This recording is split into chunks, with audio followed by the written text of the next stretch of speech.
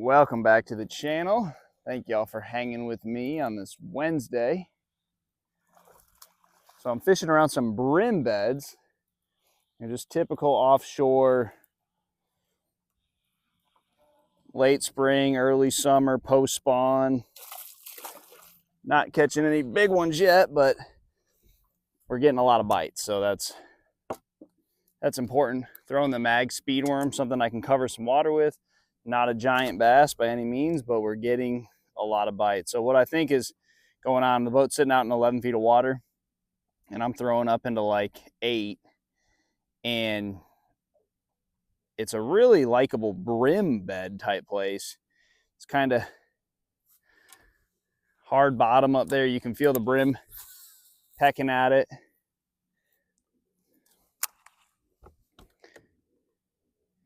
It's basically just a hump kind of out near the creek channel.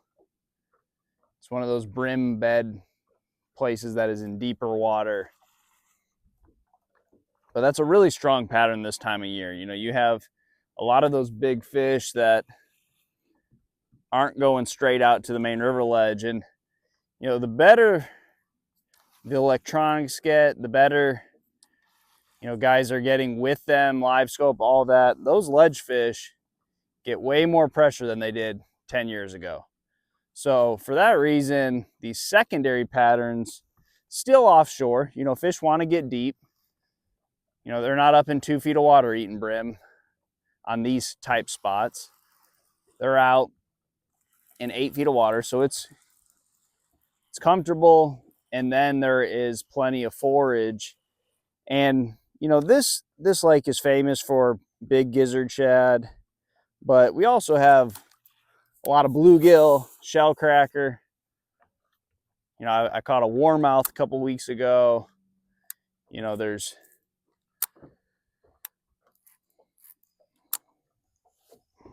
plenty for them to eat.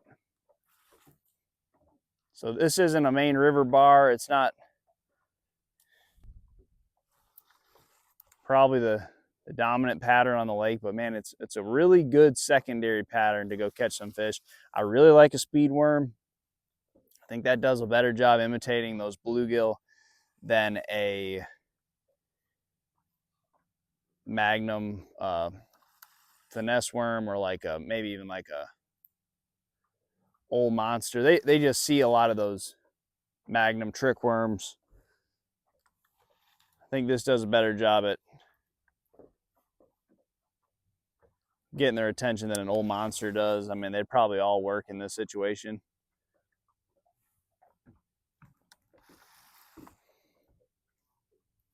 And these brim beds aren't hard to find. You know, I'm not having to scan. With the mapping chips we have now, you don't even really, my opinion, have to scan them all.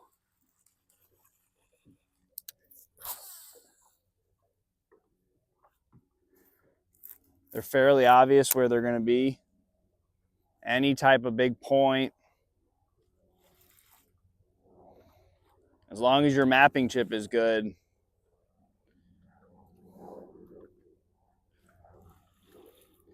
You know, and you'll catch some little ones like that, and then your next cast could be a 5 or 6 pounder. So it's not like they're going to be grouping up by size on these type spots.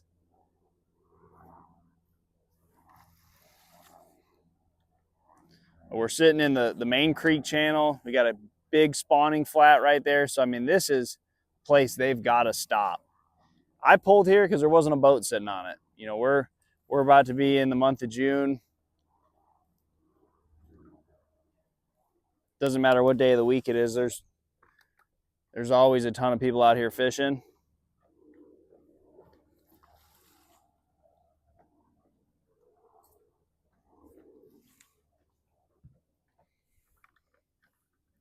Got it to myself for now. Just a really likable, high percentage area.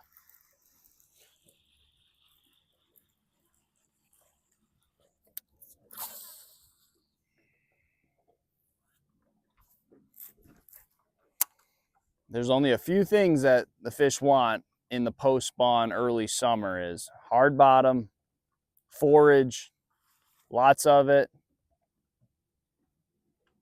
and in between where they're going,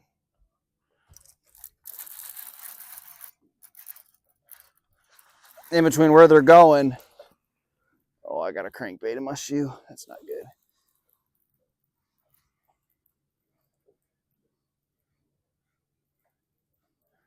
Get this.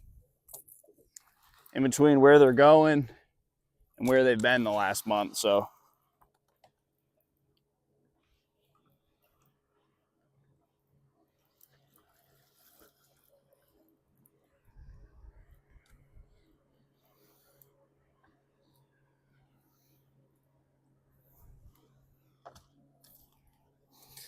It's a fat one.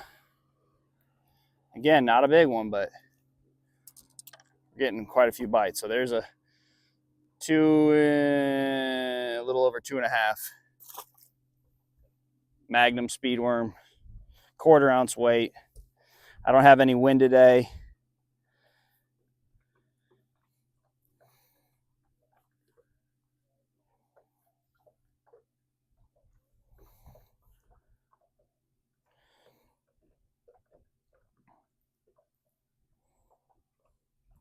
Man, fishing pressure, such a big deal on almost every lake, it seems like nowadays.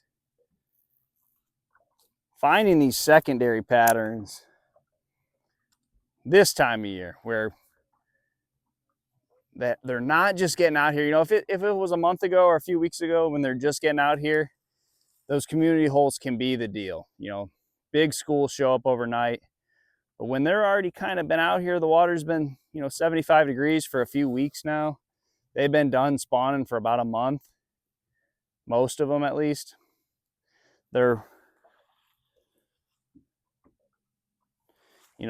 These little secondary patterns can be really good, and you can run this. I'm on Gunnersville today, but this would work on Chickamauga, on Pickwick, on probably Wheeler, maybe not Wheeler. But most of these Tennessee River lakes that have a good offshore bite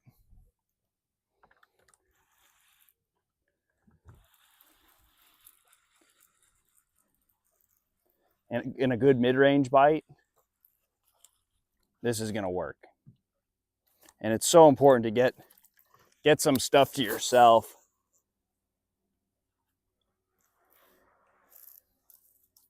And I'm telling you, you catch a 2.5 pounder, you catch a 2 pounder, your next cast could be a 6 or 7 pounder, because giant bass love to hang around these brim beds.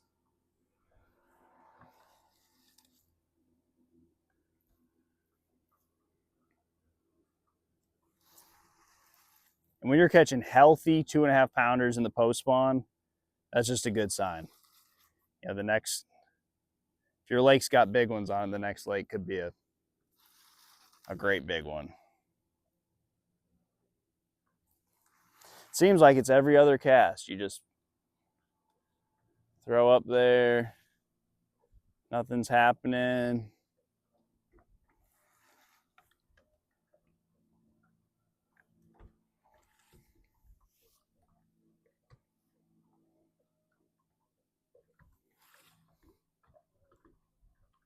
If you ever get close to brim beds and you see them, if you look up there, you see a couple of brim up on the bed and you don't really see anything else up there.